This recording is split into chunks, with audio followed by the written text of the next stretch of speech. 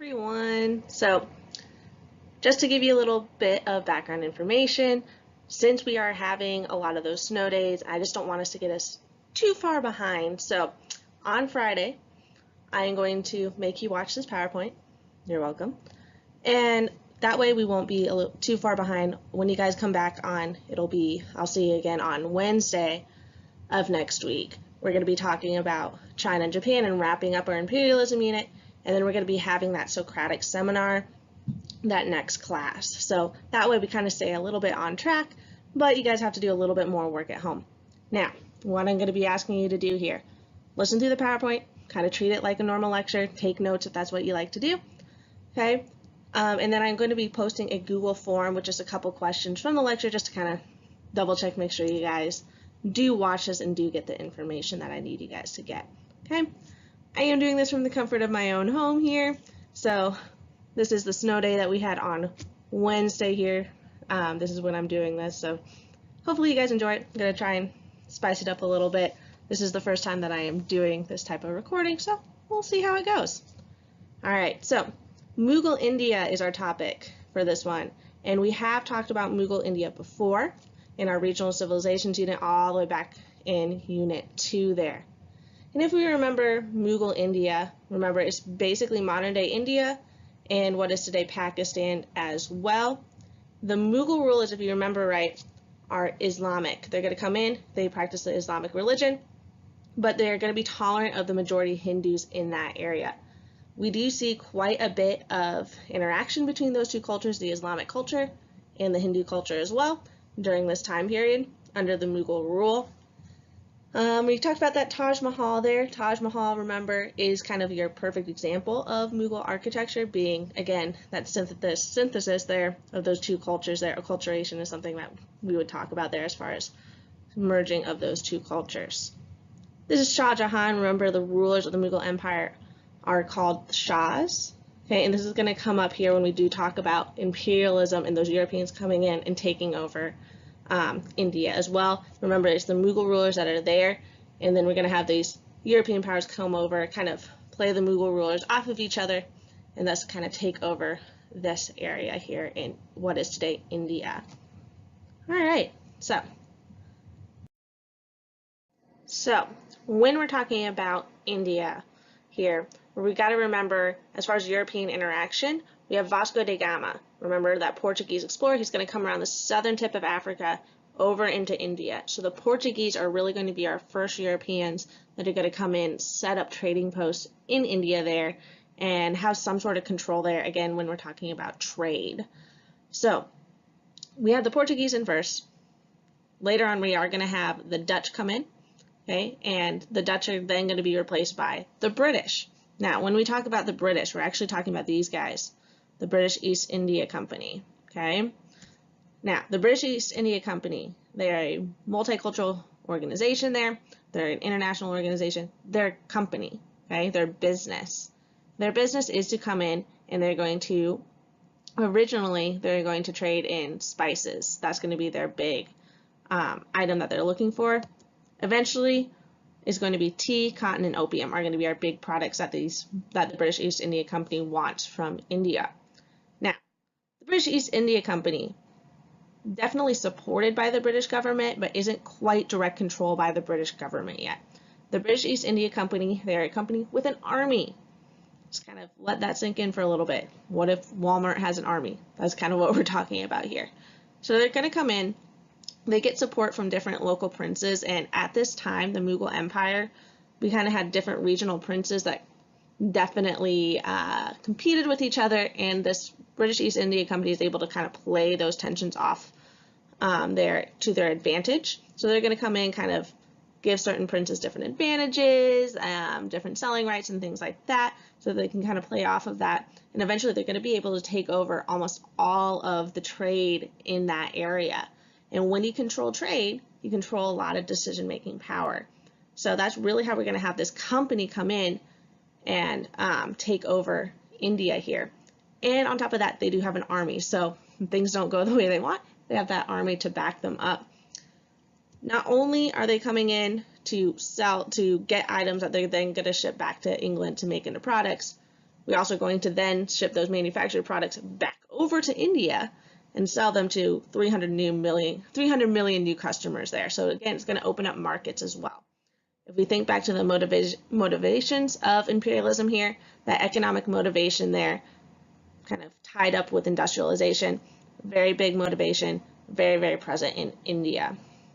Okay. So if you look here, right, we have over here in England, we're going to take a route over here. The Suez Canal is going to become a very, very, very important part.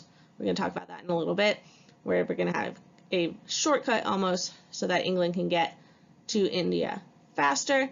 So again, they're going to get raw materials from India that they're going to make the Indians grow, things like cotton, things like tea, things like opium, go back to Britain, manufacture those products, and then sell them to the 300 million people living in India at the time.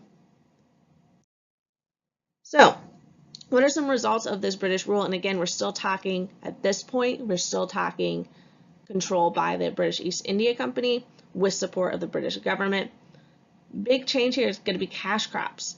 Instead of local people growing food or whatever they would traditionally grow in that area, they're going to now start growing cash crops, things like cotton. You can't eat cotton, okay? But that's going to be the product that is going to make the British East India Company rich. So they're going to force the Indians to grow that product rather than growing food. The result of that is we are going to see millions and millions of Indians die from famine as a result of this. They're no longer growing the crops that they need to eat. They're growing the stuff that the British want them to grow. Okay. Also, we're going to see a change in culture. The British are going to come in and they're going to make a lot of changes there in what is traditional Hindu culture is mostly what we're going to be talking about. They are going to outlaw slavery in the area, which is kind of ironic because essentially they're workers that they're going to make farm act a lot like slavery, but not in name, I guess. They are also going to make the caste system illegal by law, not necessarily going to be something that people practice in their everyday lives. They're still going to kind of recognize those caste systems because it is so ingrained into the Indian people. And they also make sati illegal. If you guys remember all the way back to World War I, sati is this practice where if a husband died, the wife was expected to then jump onto the funeral pyre, that big fire that they would put the body on, and thus die herself. The kind of idea is that the woman, the wife, was meant to serve the husband, so once this husband dies, there's no point in living. Now, obviously, this is a horrible practice that maybe is a good thing to outlaw, but we also got to think this is a very much ingrained cultural part of Hindu culture. So now you have a foreign force coming in here and saying, nope, sorry, can't do that. We don't like that part of your culture, so we're going to make it illegal. You kind of have to think about that. And of course, they're going to be met with a lot of resistance here. Okay, so we got to kind of think, would you force these changes on another culture? On the one hand, yeah, it's probably a good thing to stop making women jump onto the funeral pyres there. And the caste system, obviously, and we've talked about this a little bit, causes a lot of problems, especially if you are in that untouchable group there. But again, this is a part of culture. You're coming in as an outsider. So there's kind of that balance there of what would you do in that situation. So we got to think about those things. And obviously, these changes, you have a foreign force coming in, you're going to be met with some resistance. There's going to be tensions there that are going to build up. Okay? And these tensions are eventually going to lead to a rebellion. So we have this group of people called the sepoys. Now, the sepoys are Indians, okay, native Indians, that are hired by the British, and mostly, again, that British East India Company, and hired to be part of their army, okay? So actually, the majority of the British East India Company's army are actually Indian. They're these sepoys. Now, if you were a native Indian, why would you join a foreign forces army? Well, it's a job. You're going to get money. And actually, it was a pretty nice paying job compared to a lot of the other things that you could be doing. So it's actually a pretty nice gig. So we have this big group of soldiers called the sepoys in this army. Now, they are getting paid pretty nicely compared to other Indians. However, They're getting paid a lot less than those British soldiers. They're being treated very, very poorly, as far as a lot of them are going to be forced to go far away from their families, which is something that you don't traditionally do in Indian culture. Okay, kind of worse living conditions, less rations, and all this is going to kind of head up in a situation where the British are going to start making these sepoy soldiers go against their own religion. And let me explain this. So when you have a musket, we're talking again mid 1800s here. The muskets use these cartridges, right, that are full of gunpowder. And in these cartridges, right, you have this kind of cartridge full of gunpowder, and there's some sort of like paper wrapping to keep all the gunpowder together. And this paper wrapping, you have to make it waterproof somehow, because if water gets into the gunpowder, it's not going to be effective. So in battle, what you would do, you would have this paper cartridge there, and it's going to be lined with something. You would bite off the end, pour the gunpowder into your gun, load the gun, and then shoot it. Okay?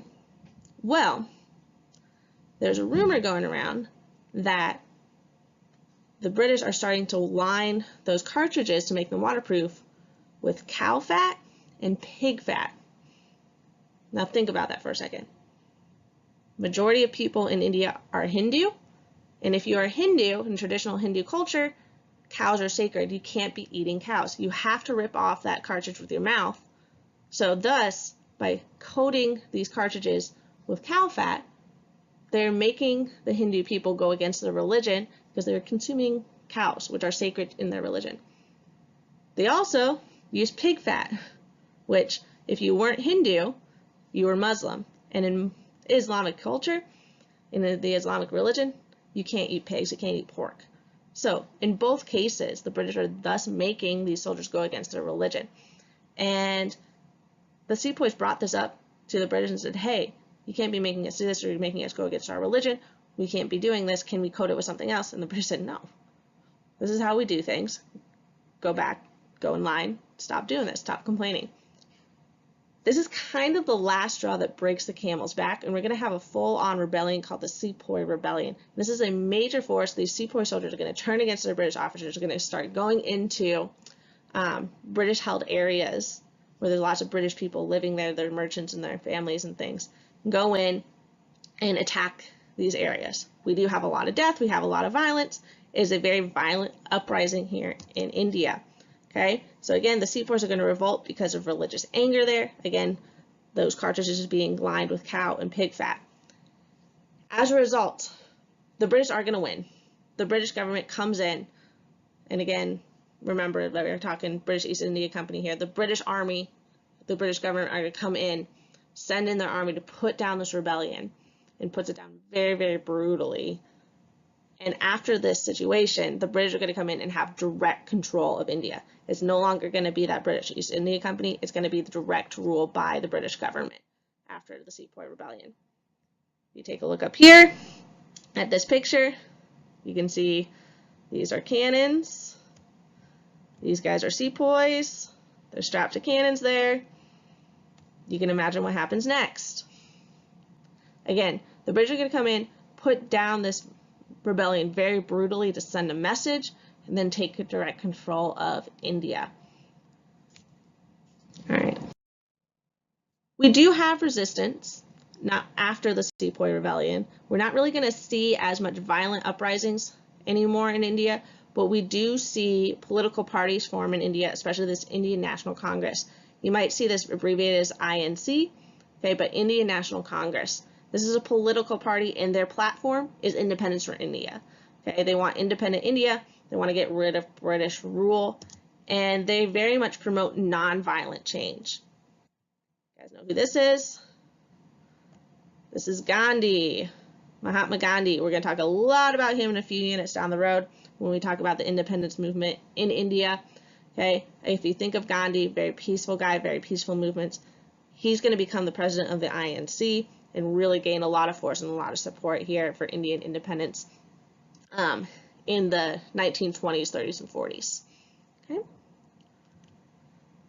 Again, we got to think about our isms here. What ism is this?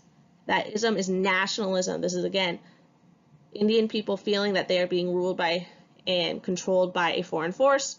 They don't feel British, they feel oppressed by the British, they want to get rid of that British force there.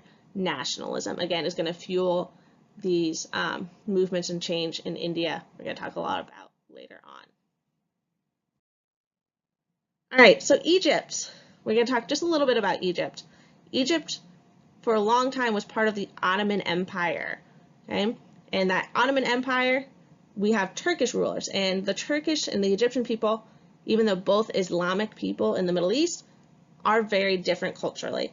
So the Egyptian people feel that they should not be part of that Ottoman Empire there. We are going to have a revolt by this guy, led by this guy named Muhammad Ali, not to be confused with the boxer, okay? But he is the leader of Egypt at the time and leads a successful nationalist revolt here where Egypt is going to separate from the Ottoman Empire. The Europeans see this as kind of a perfect opportunity, okay? Muhammad Ali, with the help of the French are actually going to fund this endeavor here, are going to build the Suez Canal, which you can kind of see here. Up here's the Mediterranean Sea, down here's the Red Sea, okay? And so we have a cut through here, a man-made river, a canal, is going to cut through and connect the Mediterranean Sea and the Red Sea. So now it's a lot easier to get from Europe to India. And in that case, from there you can a lot easier get to Eastern Asia as well, places like China. So it's going to cut that trip almost in half, which is big advantage here. Now, we think about who controls India, who would most want a shortcut to India. It's the British. So even though it was the French that helped out the Egyptians to build this Suez Canal, eventually the English are going to come in, take over, and they're going to eventually take direct control of Egypt so that they can control this Suez Canal. Okay? So again, British invade, gain control of the canal so that they can have a shortcut to India. So just to kind of give you a better idea here, right? This was the original route that you would have to take to get to India here. It's about 12,300 miles versus now using the Suez Canal, it's only 7,200 miles. Big shortcut there. All right, so in the end, if we're looking at Asia here and the different places in Asia that are being taken over by the British, this blue part here are British controlled areas, okay? Now we have this area here is called the Protected States in India. Technically independent, however, when we talk about that direct versus indirect control, this is still indirectly controlled by the British, those areas, but we technically have a local prince in charge of those areas. That's technically the rule of those areas, but again, mostly going to be controlled as far as actions and decisions being made, controlled by the British there. Okay. British also have a lot of area going into what is kind of today Bangladesh and some parts here of Southeast Asia. Here we have some French territories here in what is today Vietnam, Cambodia. And over here in Egypt, we are going to have eventually the British take over and control that Suez Canal. Okay.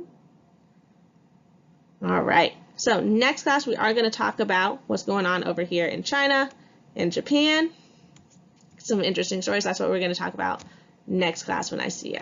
All right, guys. Thanks for watching. Make sure that you go onto Google Classroom, fill out that Google form. You can go back, rewind, watch this over again to kind of find those answers, but make sure you fill out that Google form and turn that in via Google Classroom so I know that you have watched this and have this material. All right, guys. See ya.